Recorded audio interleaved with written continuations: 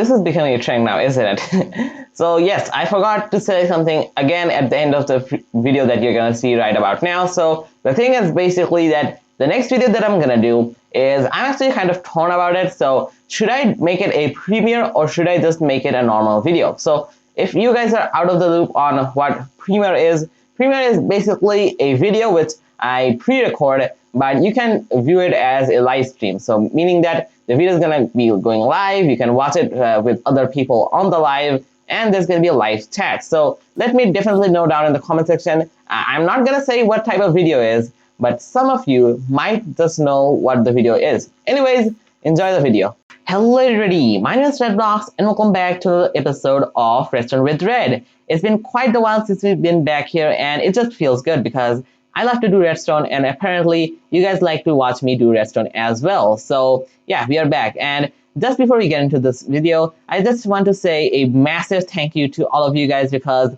this series has gotten so much love, it's unbearable. So thank you guys for that. Also, the channel has been doing splendidly in the last couple of days, so thank you guys for that as well. With that being said, let's get on with this video. So you see, the topic that we're going to be taking a look at in this video is a little bit unusual than usual, if that even makes sense. So if you couldn't tell by the title, the thumbnail, and the things around me, in today's video, we're going to be taking a look at pranks and traps. Now, you see why I said that these don't fit well with the series is that in this series, what I like to do is give you guys the idea so that you can build the traps and pranks as you wish and other stuff as well. Now, you see, pranks and traps work better in form of a block-to-block tutorial because you don't want to learn anything. But that being said, though, this is a massive section and I just cannot skip over this part. So I think I found a way that it makes sense for you to understand how the trap works and then make it one for yourself, even if that's not the most convenient thing on the planet. And yeah, first of all, before we get into the video, there's going to be timestamps down in the description for you to check out if you want to check out a specific trap. Also, there's going to be, I'm just going to explain to you how this tutorial is going to work because you see, this is not the same as the usual episodes of the series because, yeah, we don't do traps too often here, right? So how this tutorial is going to work is that, first of all, I'm going to be showing you the component the trap is based upon because, believe it or not, all of these redstone traps are based upon one component and one component only. So first of all, what I'm going to do is give you guys the component that it's based on, remind you the features of that component, show you what I did with this trap, and suggest to you what you can do with the same trap. Now, before you finally get into the video, editor me slap a disclaimer on the top of the screen right now, because you see, this disclaimer is basically about that if you're going to build a trap or a prank in a multiplayer server, because you cannot trap yourself because that wouldn't make sense. So if you're ever doing this with your friends, just keep in mind that you don't want to add like too much lava or TNT or fire because that's just going to kill them, ruin the environment, and that's ultimately not going to be fun because that's known as griefing. Griefing is really bad, a really bad thing. You should not do it, and it can get you banned from certain servers. Pranks and traps basically get you panicked, but it's just all a bit of fun. Alright, I think with that being said, let's get on with the traps. Have you ever felt that your stuff is a little bit too accessible to other people? You do not want them to access your stuff and they're just a little bit too annoying? Yes, I have just the thing for you. So this is a trap known, I mean, there's no name for it, but basically get trolled with items. So here you can see we have ourselves a distinctly placed chest with some convenient free netherite signs on top of it. Now, just tell to me, if you see this sign on your server, are you going to open it? If you do, you're a little bit too stupid because, yes, this is a trap. Basically, really easy. So this trap is utilizing this component over here, a trapped chest. Now, a trapped chest is basically a chest which is trapped. Now, that chest, basically what it does is when you open the chest, it basically stays open until you get out of it. Now, when you get out of the chest, it's going to give off a redstone signal, which will, well, you can utilize as much as you want, which we have done here. So basically what you can do is put some items into the chest, and you can connect that up to a trap. Now, basically what I've done here is that we have the chest. If I open it, and nothing will happen until I get out of it. If I get out of it, I'm gonna fall down to this pit, which you can see over here.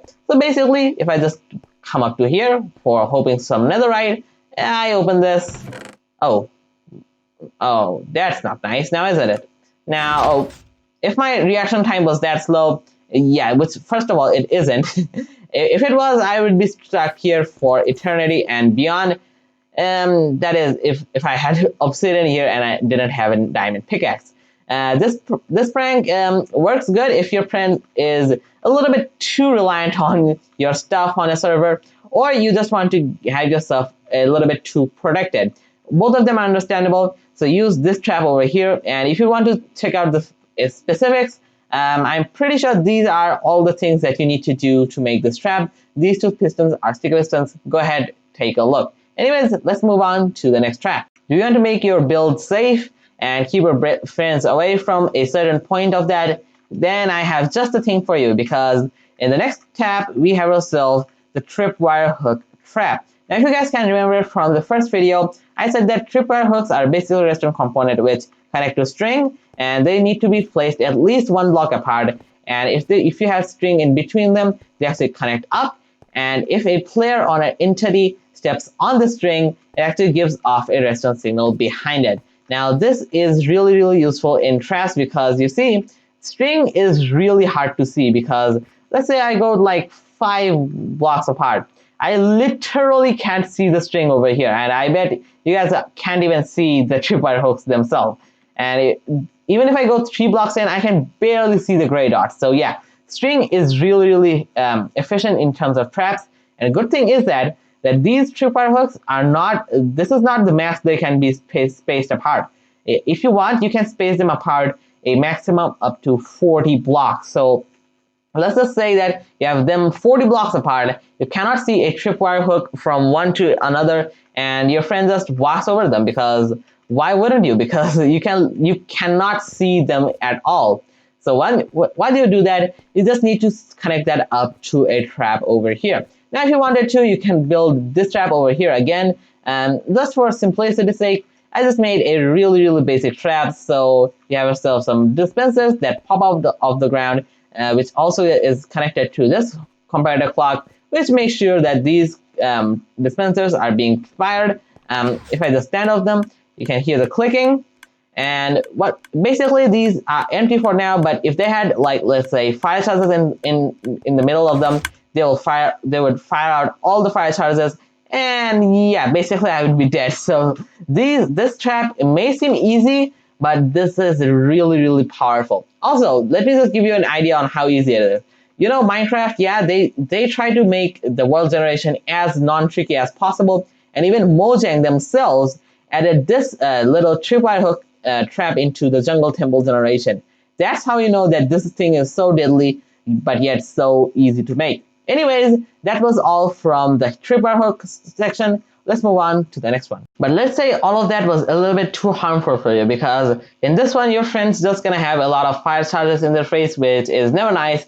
And in this one, your friend's just gonna be popping down a hill, which is not the most pleasant experience in the world. So in both of these, your friend's gonna get hurt in some way, shape, or form. But let's say you want to just get into your friend's head, make them a little bit mad, and possibly make them rage quit. That is, until they start to break the trap apart.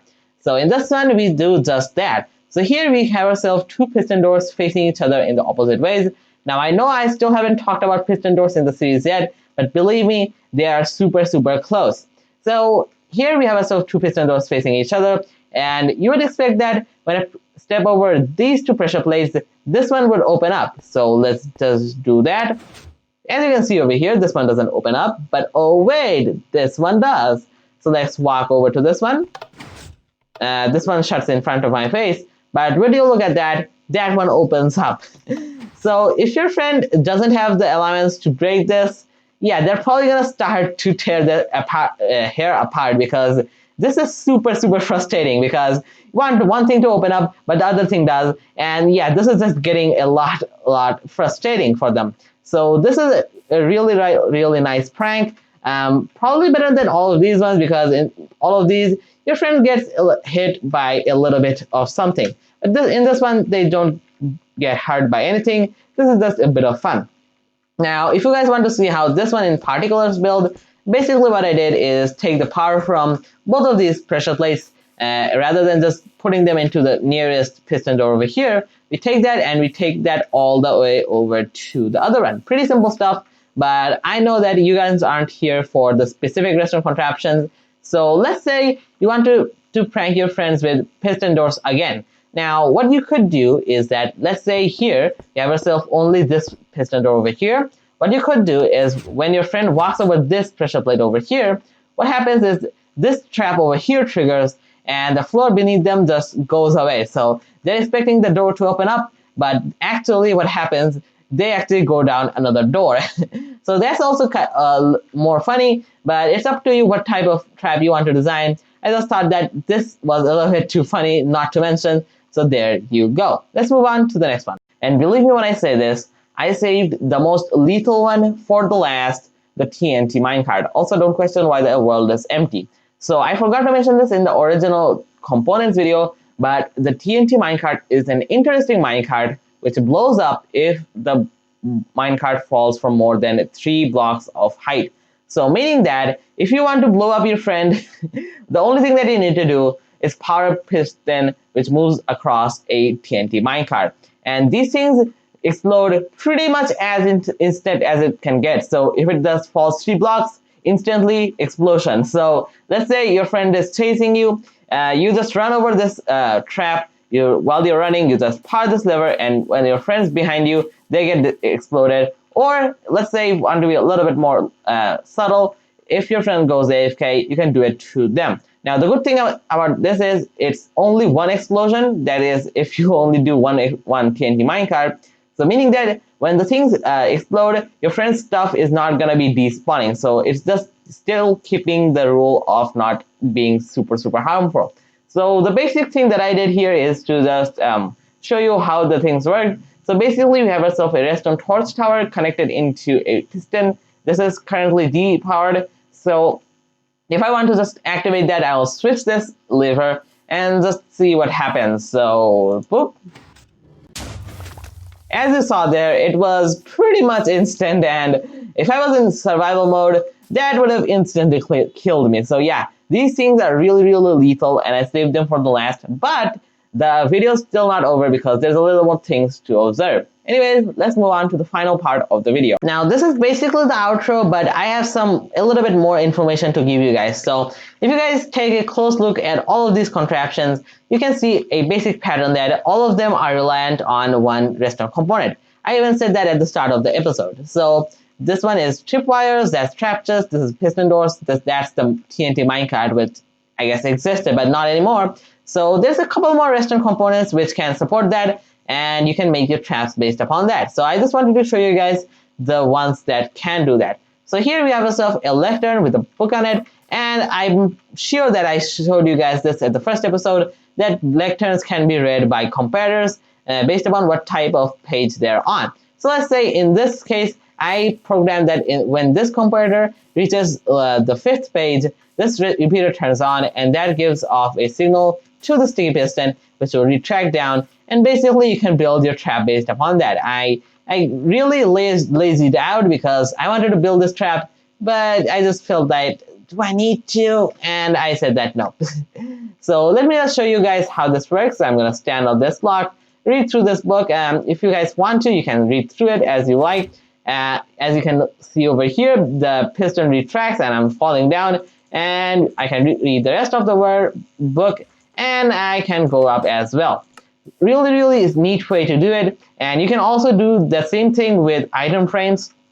And the final one that I wanted to give you guys a look at is a target block, because the target block can do the same thing, meaning that when you shoot anything at it, it will give a redstone signal, and people will probably be imagining that, oh, I shot a target in its bullseye, I probably will get something good. And you can use that expectation against them and make them something really bad. But with that being said, that's gonna do it for today's episode of Redstone with Red. I really hope you guys understood and learned something new about being mischievous.